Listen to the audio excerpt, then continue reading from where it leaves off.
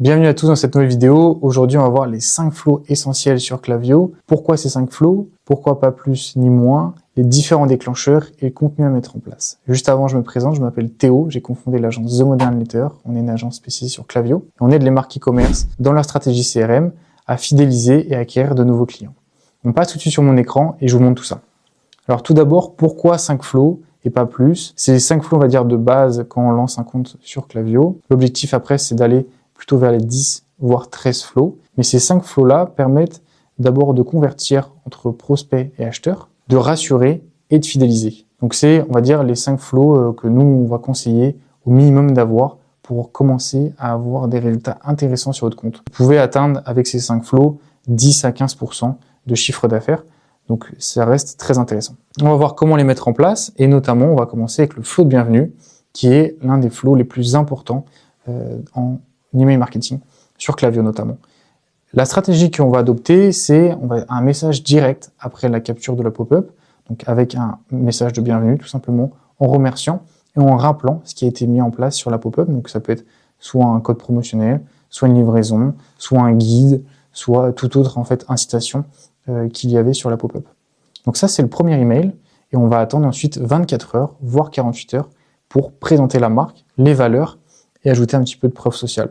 Ensuite, ce qu'on va faire, c'est présenter les produits, la fabrication et les bénéfices, ainsi que dans un autre temps, dans le quatrième email, on va présenter les avantages concurrentiels. Donc là, ça peut être lié aussi à la fabrication. Qu'est-ce qui vous différencie actuellement du marché? Pourquoi vous et pas une autre marque? Et ça, c'est du coup le quatrième email. Dans un cinquième temps, si vous souhaitez le mettre en place, donc dans le cinquième email, c'est le rappel du code promo ou de l'urgence si vous souhaitez. Sinon, 4 emails, c'est déjà très suffisant. En termes de déclencheurs, donc nous, ce qu'on va mettre en place, c'est déclencheur juste après la pop-up, donc à partir de la liste qu'on a appelée newsletter pour l'exemple. Donc, une fois que la personne rentre dans cette liste newsletter, après l'inscription, elle va recevoir du coup le flow de bienvenue.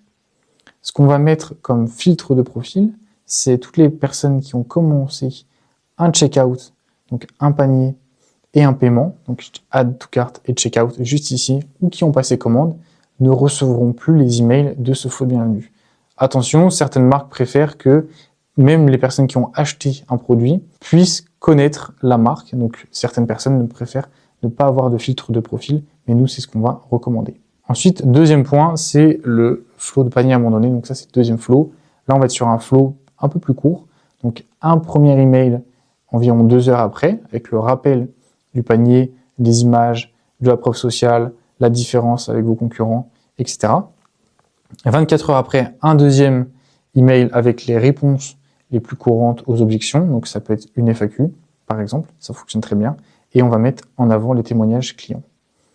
Et troisième email, du coup, là, on va être sur de la réassurance et compléter potentiellement la FAQ s'il y a des questions qui ne sont pas rentrées dans le deuxième email. En termes de déclencheur, on va avoir l'indicateur Add to Cart ici, donc vraiment la différence elle se fait par rapport à Checkout Start, où là Checkout Start c'est pour le flow de paiement abandonné et pas de panier abandonné. Ensuite, on va filtrer les profils pour faire en sorte que toute personne qui a passé commande au cours des 30 derniers jours ne soit pas dans le flow, qu'elle n'ait pas été dans le flow tout simplement sur les 30 derniers jours, parce qu'il y a des personnes qui vont faire plusieurs paniers. Donc si jamais il y a plusieurs paniers, elles vont recevoir potentiellement plusieurs emails.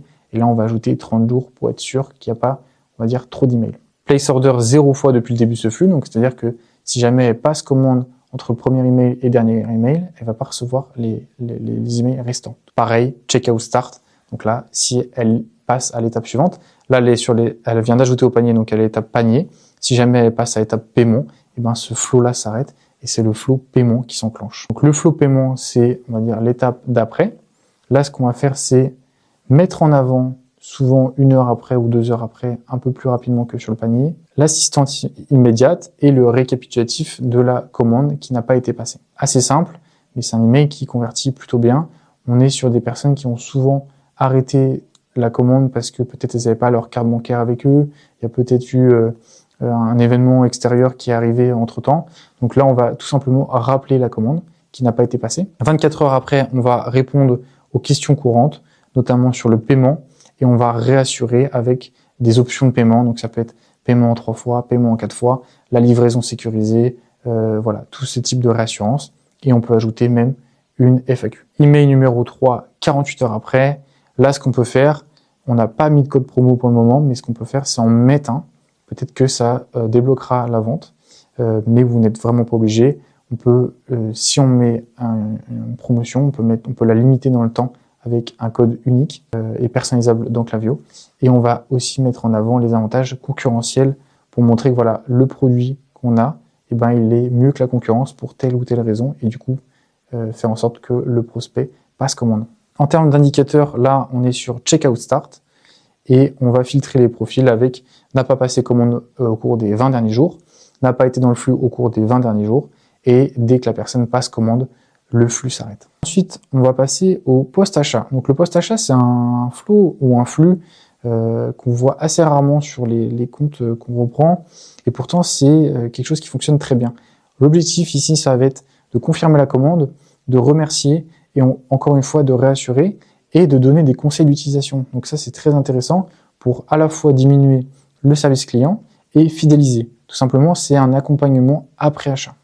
Donc par exemple, pour l'email 1, au bout de 30 minutes, on peut confirmer et remercier après l'achat et faire un récapitulatif de la commande assez classique, mais ça fonctionne très bien. Email 2, quelques jours après, on va être sûr que la personne a bien reçu son produit. Donc là, on va être à soit plus 5 jours, soit plus 10, soit plus 15, voire plus 30, en fonction du produit que vous avez, peut-être qu'il peut être personnalisable ou autre.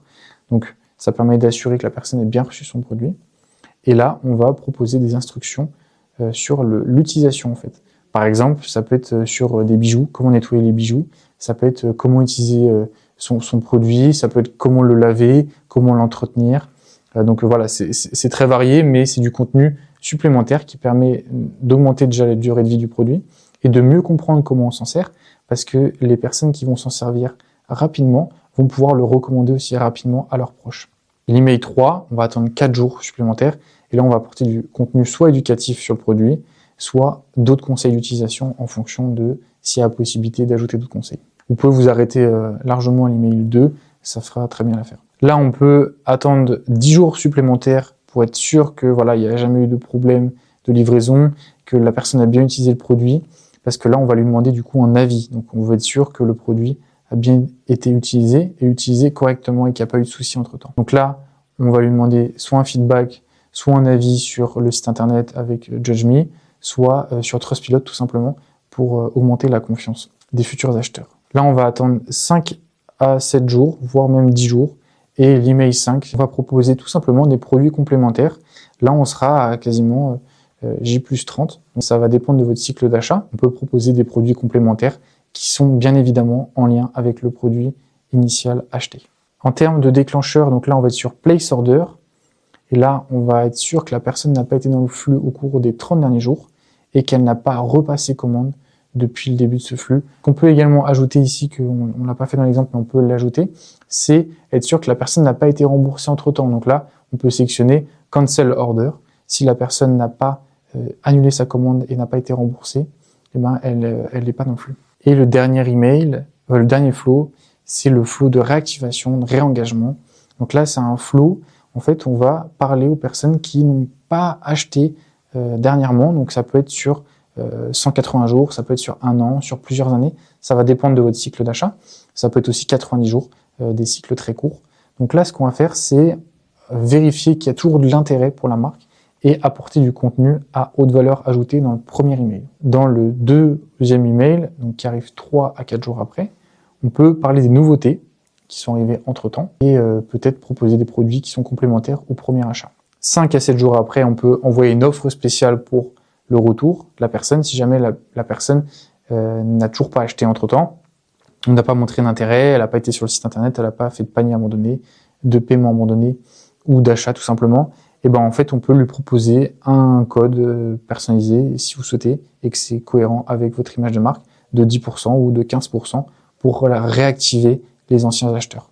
Et là on va ajouter un délai de 5 à 7 jours et on va ajouter une dernière chance et ensuite soit on décide de la supprimer de la base de données parce que du coup on voit qu'elle n'a plus d'intérêt pour les emails qu'on lui envoie, soit on peut la garder, mais honnêtement, il y a assez peu d'intérêt parce que si elle ouvre pas les 4 emails qu'on lui a envoyés et qu'elle n'est pas active depuis plus de 180 jours, et ben, je pense que voilà, elle est plus intéressée tout simplement par votre marque. Là, le déclencheur, c'est un flow de réengagement. Donc là, dans cet exemple-là, on a fait un flow de réengagement, un segment pour le flow de réengagement.